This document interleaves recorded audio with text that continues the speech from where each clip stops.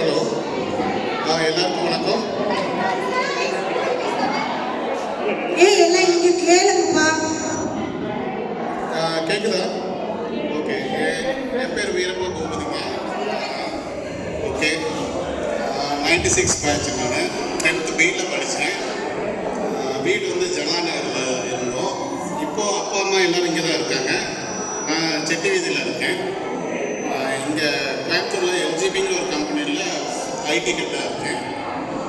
இது மனைவி இவங்க பேர் பூர்ணிமா.